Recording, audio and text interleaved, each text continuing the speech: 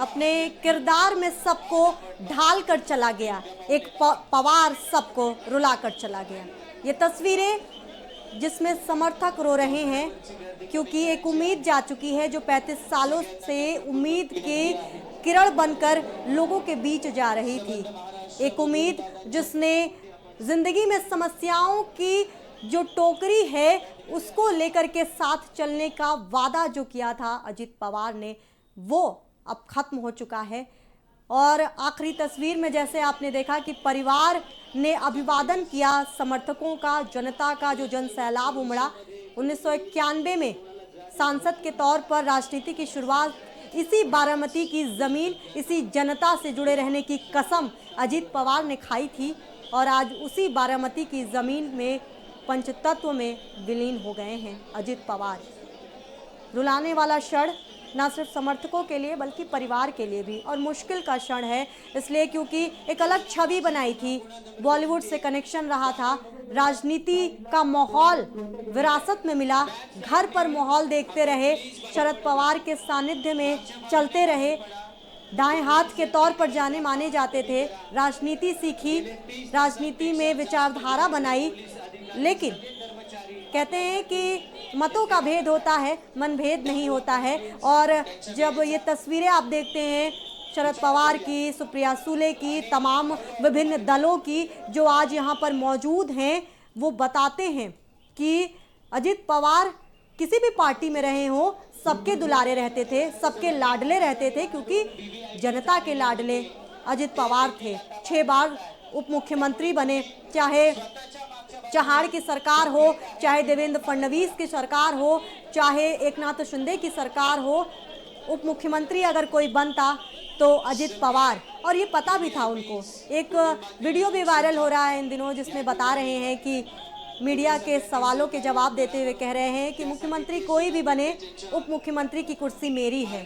और जब वो ये कहते हैं कि मेरी है तो कुर्सी उनको पहचान नहीं देती, कुर्सी को पहचान अजित पवार दे रहे थे महाराष्ट्र में 35 सालों से। कांग्रेस हो, एनसीपी हो,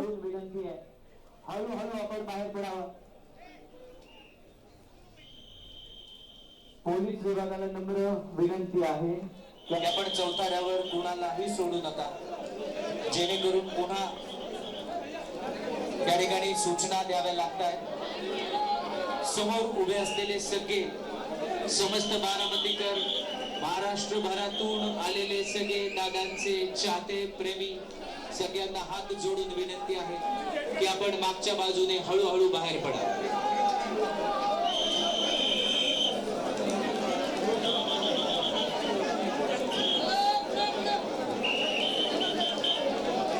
हा दुःखाचा क्षण, हा भावनिक क्षण, यातून सावरण्याची शक्ती आपल्या सगळ्यांना मिळाली।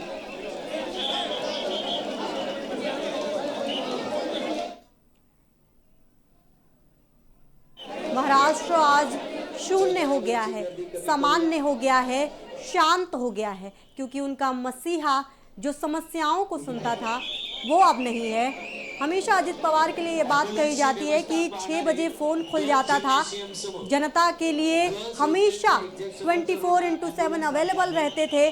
किसी को भी अगर परेशानी होती तो सबसे पहले उम्मीद की किरण अजित पवार बन के आते थे। प्रशासन के बीच में वो धाक जमाई थी कि अगर कहीं प्रशासन के बीच में भी जाते तो लगता कि दादा आ गए, दादा आ गए की गूंज सामने आती थी। और न्याय के साथ लड़ने की जो बात है वो अजित पवार के लिए हमेशा से ये फेमस रहा कि अगर आप समस्या से गुजर रहे हैं तो अब आप अजित पवार की तरफ देख सकते हैं उम्मीद की निगाहों से। 2009 में जब परिवार में विवाद हुआ, जब आंतरिक क्लेश हुआ, तब भी डट के खड़े रहे। लेकिन शरद पवार के साथ जो प्रेम था, जो चाचा भतीजे की जो बॉन्डिंग नज़र आई, उसमें हमेशा साथ खड़े रहे। उप मुख्यमंत्री की जिस तरीके से हम बात करते हैं, मुख्यमंत्री के महत्वाकांक्षा की बात करते हैं, अजित पवार में कभी मुख्यमंत्री बनने की महत्वाकांक्षा नहीं रही। हमेशा वो कहते हैं कि मैं जनता का नेता हूँ, जो भी काम मिलेगा, जो भी मंत्रालय मिलेगा, उसमें महाराष्ट्र को आगे लेकर के जाऊँगा। सामाजिक कल्याण की वो बात हमेशा करते रहे। और यही कारण भी है कि हम ये कह रहे हैं कि जब जन सैलाब उमड़ा है तो ये तमाम किरदार अजीत पवार के ही बनाए हुए हैं। और तभी मैं ये कहती हूँ कि लाखों किरदारों को ढाल के चला गया एक पवार सबको रुला कर चला गया। ये किरदार हैं जो महाराष्ट्र में अजीत पवार के सानिध्य में बने हैं। ये समर्थक सिर्फ समर्थक नहीं है, ये अजीत पवार की उस लेगेसी को आगे बढ़ा रहे हैं कि न्याय के साथ कैसे चलना है, समस्याओं के समाधान कैसे ढूंढने हैं, थकना नहीं है, डरना नहीं है, रुकना नहीं है। क्योंकि हमेशा किसी भी एक अगर जब आप उम्मीद की बात करते हैं तो रास्ते नज़र आते हैं, और अजीत पवार उसका एक बहुत बड़ा उदाहरण रहे हैं। इंफ्रास्ट्रक्चर की जो आप देखते हैं महाराष्ट्र में इंफ्रास्ट्रक्चर, उसमें बहुत बड़ा हाथ, 5 फैसलों के लिए बहुत जाने जाते हैं। कृषि, इंफ्रास्ट्रक्चर, वैश्विक उद्योग में किस तरीके से इन्वेस्टमेंट होना चाहिए, ग्लोबल तौर पर किस तरीके से फेमस होना चाहिए महाराष्ट्र, इसको लेकर के बहुत बात उन्होंने की।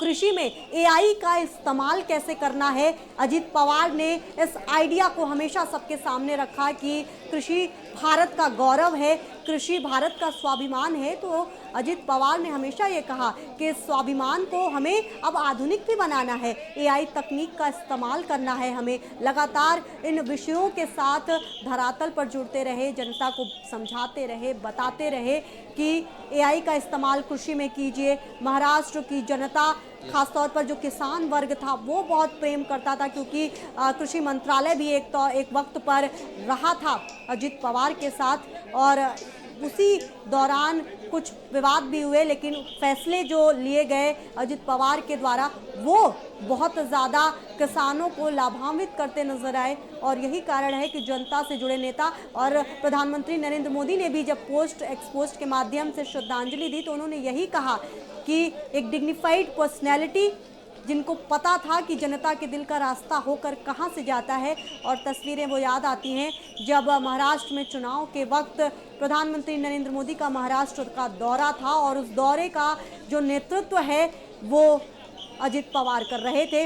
इसी बारामती में नरेंद्र मोदी के साथ अजीत पवार पहुंचे थे, जनता के बीच समझाते नजर आ रहे थे कि महाराष्ट्र को क्या ज़रूरत है, अगर चुनाव जीतती है ये महागठबंधन तो महाराष्ट्र को कैसे आगे ले जाना है। इन विषयों के साथ अजीत पवार नरेंद्र मोदी के साथ हमेशा आगे बढ़ते रहे। वो वार्तालाप भी हमेशा फेमस रहा, मीडिया के बीच में आया। चकाचौंध की इस दुनिया में हमेशा जिस तरीके से अजीत पवार ने अपनी जो विचारधारा है उसको बचाए रखा। हमेशा ये कहा जाता है अजीत पवार के लिए कि बीजेपी के एक दौर में बहुत ज़्यादा पास थे, बहुत दिल के करीब थे, रिश्ते बहुत अच्छे थे एक दौर में, लेकिन उसके बाद भी आरएसएस से कभी भी उस तरीके से प्रेम नहीं रहा, आरएसएस की विचारधारा से कभी भी प्रभावित नहीं रहे।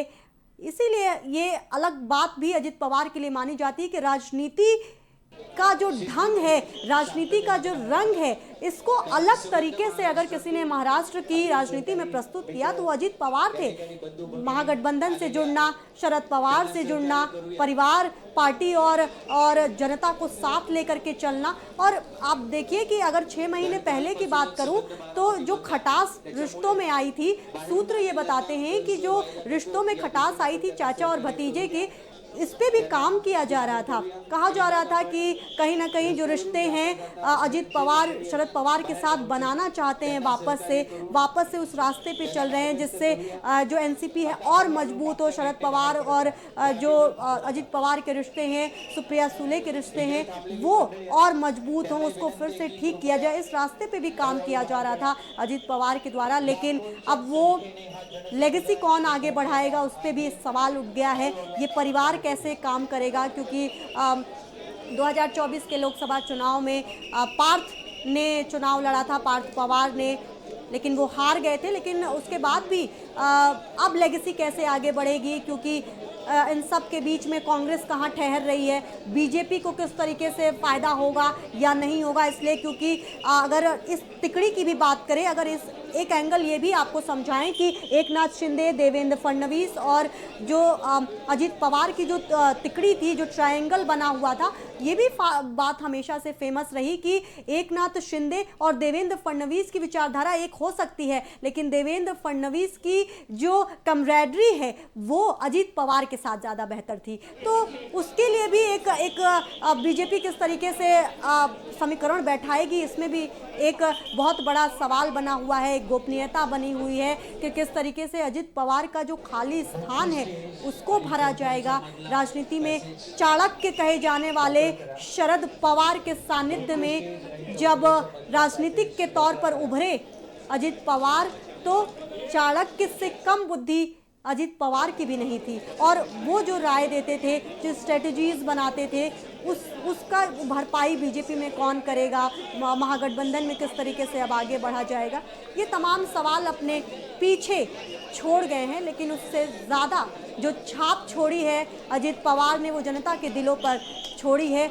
अब वो छूटेगा नहीं साथ, क्योंकि जो स्मृतियाँ छोड़ी हैं अजीत पवार ने, ना सिर्फ महिलाओं के मन में, हर वर्ग के मन में, बच्चों के मन में, हमेशा अगर कोई युवा रहा तो युवा को हमेशा आर्टिफिशियल इंटेलिजेंस के लिए बात करते थे।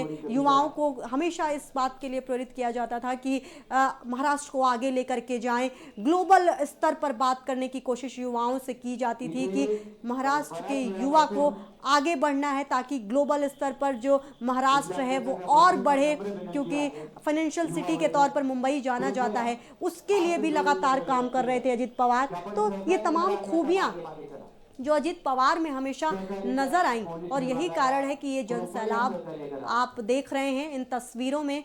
मुखाग्नि देने के बाद, अंतिम दर्शन देने के बाद, सलामी देने के बाद अभी भी जनता का जो हुजूम है वो आखिरी दर्शन के लिए आतुर है।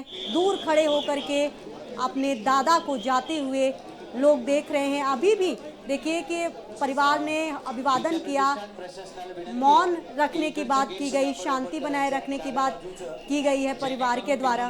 उसके बाद भी अभी भी जनता वही तटस्थ से खड़ी है। मराठी माध्यमिक शाळेच्या बाजूचं गेट ओपन करा, म्हणजे तिकडून पण बाहेर पडता येईल।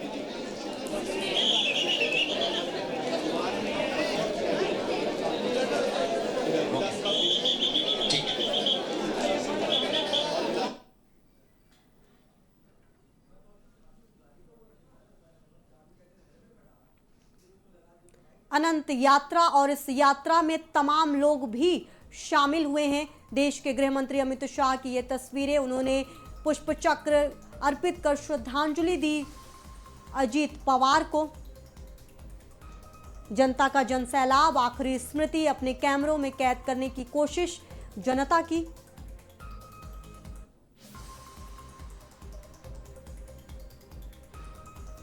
पीछे आप तस्वीरों में देख सकते हैं एकनाथ शिंदे, डिप्टी सीएम महाराष्ट्र, केंद्रीय मंत्री नितिन गडकरी,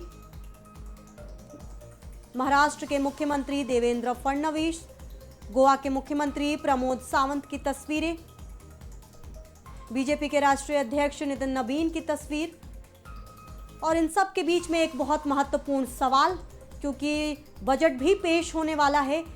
बता दें आपको कि अजीत पवार महाराष्ट्र का बजट पेश करने वाले थे, और अब सवाल यही कि उनकी अनुपस्थिति में महाराष्ट्र का बजट कौन पेश करेगा। यही बात भी हम कर रहे थे कि महाराष्ट्र की राजनीति में और महागठबंधन की इस राजनीति में एक अहम किरदार थे अजीत पवार।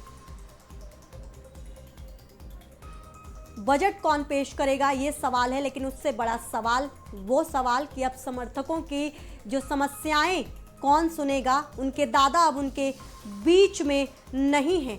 इन सब के बीच में आपके स्क्रीन पर जो सोशल मीडिया हैंडल आ रहा है, इस पे आप लगातार खबरों के सिलसिले से रूबरू हो सकते हैं। जुड़ते रहिएगा, मुझसे जुड़िएगा, खबरें ऐसी ही चलती रहेंगी। रुकते हैं छोटे से ब्रेक के लिए। आप बने रहिए आज की खबर के साथ।